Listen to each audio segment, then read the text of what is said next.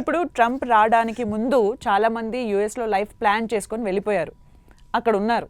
Trump వచ్చారు, మొత్తం rules regulations అన్ని చేంజ్ అయిపోయాయి, ఓవర్ నైట్ చేంజ్ అయిపోయాయి. ఇప్పుడు వాళ్ళ పరిస్థితి ఏంటి సార్? వాళ్ళు ఏం చేస్తూ ఉన్నారు? 3 years కోసం వెయిట్ చేస్తూ ఉన్నారని కొంతమంది చెప్తూ ఉన్నారు. అసలు వాళ్ళ పరిస్థితి ఏంటి? ఎలా సర్వైవ్ అవుతున్నారు? చాలా ఇంపార్టెంట్ క్వశ్చన్, చాలా షాకింగ్ గురైన సంఘటనలు ఇది. H1B వీసానికి $1,00,000 కట్టాలని. $1,00,000 అంటే ఎంత తెలుసా మీకు? ఆల్మోస్ట్ ₹1 కోటి వరకు కట్టాలి. ₹1 కోటి కట్టి అదొకటి. తర్వాత ఇక్కడ సెట్ అయిపోతుంది లైఫ్. తర్వాత గోల్డ్ వీసా అని, ఇంత ఆదాయం మీరు మనకు కడితే మీకు పర్మనెంట్ వీసా ఇచ్చేస్తామని, ఇక రకరకాలు ఉన్నాయి. ఇండైరెక్ట్లీ రూల్స్ అన్ని కూడా సంపన్న వర్గాలకి రూల్స్ సంబంధించినవి ఉన్నాయి. ప్లస్ H1B కోటా తగ్గిపోయింది, తర్వాత F1 స్టూడెంట్ కోటా తగ్గిపోయింది, తర్వాత కొన్ని పొరపాట్లు మనవి కూడా ఉన్నాయి. చాలా fake higher education consultants Andhra Telangana రాష్ట్రంలో ఆపరేట్ అవుతూ ఉంటారు. వాళ్ళు ఏం చేస్తారంటే, నేను అమెరికాలో చదువుకోవాలనే డ్రీమ్తో నేను వాళ్ళ దగ్గరికి వెళ్ళినప్పుడు 15,000 20,000 ఫస్ట్ కట్టించేసేసుకొని ఇక్కడ నుంచి మీ దగ్గర లేని ఇన్కమ్ చూపించి, చార్టర్డ్ అకౌంటెంట్ని మేనేజ్ చేసి, మీకు లేని ఇన్కమ్ని చూపించి వీసా తెప్పించుకునే మార్గం చేపించి మిమ్మల్ని ఫ్లైట్ ఎక్కిస్తారు. అంతే. ఫ్లైట్ ఎక్కించిన తర్వాత అక్కడ యూనివర్సిటీస్ దగ్గర నుంచి కమిషన్ తీసుకుంటారు, మీ దగ్గర నుంచి కమిషన్ తీసుకుంటారు. అందరు ఇట్లా చేస్తారు అన్నట్లా. There are very good consultancies like Valmiki higher education consultancy, very trustworthy for the last 25 years. ఇట్లా కొంతమంది ఉన్నారు. కానీ there are many others who are not doing very well. They are actually misguiding the students. కాబట్టి we have to be very careful. ఇవన్నీ దృష్టిలో పెట్టుకొని అక్కడ America వెళ్ళి షాక్ అయింది. ఇప్పుడు డొనాల్డ్ ట్రంప్ వచ్చిన తర్వాత అమెరికాలో అసలు ఎలా బతకాలి, మా ఉద్యోగ పరిస్థితి ఏంటి, మా వీసా పరిస్థితి ఏంటి, నా ఫ్యామిలీ సెపరేషన్ అవుతుంది, ఈ లే ఆఫ్స్, కంపెనీ లే ఆఫ్స్ ఎక్కువైపోయినాయి.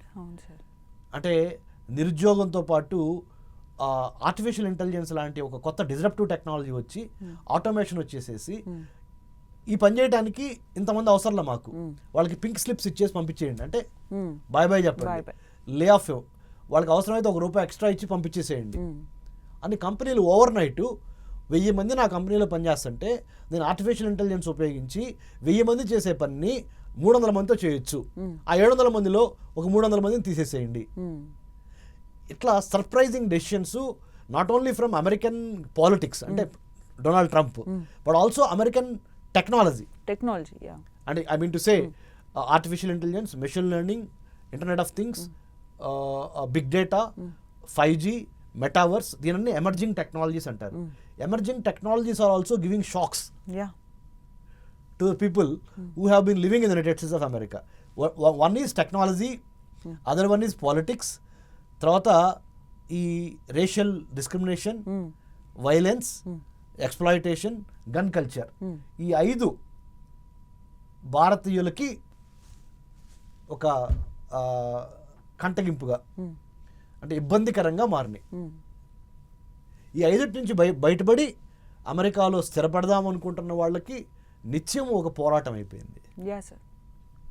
కాబట్టి దీనికి మార్గం ఏంటి, పరిష్కారము? When we talk about only challenges, it's not good. We have to also think about solutions. Solutions are 2 things.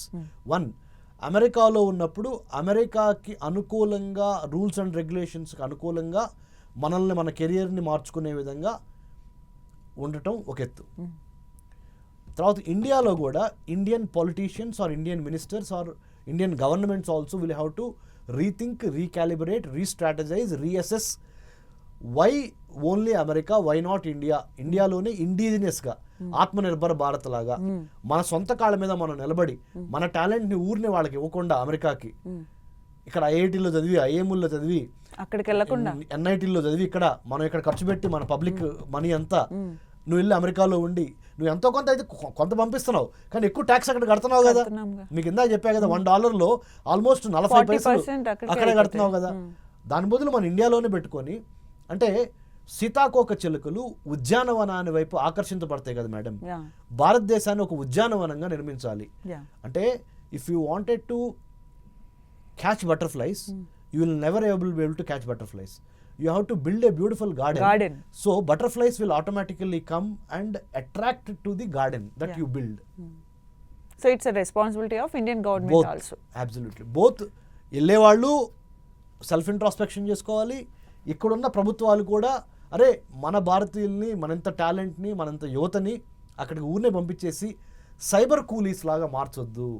బానిసత్వం చాలా ఏళ్ళు జరిగింది బ్రిటిష్ వాళ్ళ చేతిలో మనకి, మళ్ళీ ఇప్పుడు అమెరికా వాడి చేతిలోనో, ఫ్రెంచ్ వాడి చేతిలోనో, చైనా వాడి చేతిలోనో, జర్మనీ వాడి చేతిలోనో ఈ బానిసత్వ బతుకులు వద్దు మనకి.